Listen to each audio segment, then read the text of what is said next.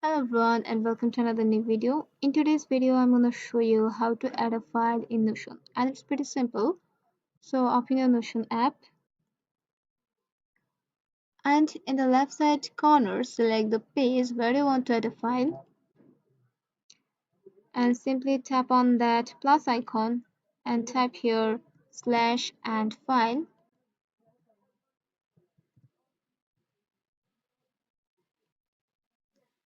and here you can see this option upload.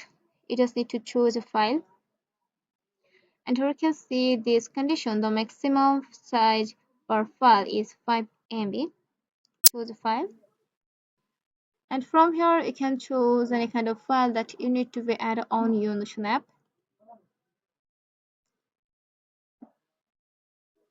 and that's it. If you simply tap on these options, here you can see the file that you have added here, or if you simply need to add a more file, simply tap on this plus icon again and do the same process. So that's a simple way. Hope this video find you helpful. Don't forget to like and subscribe this channel for more tips and tricks.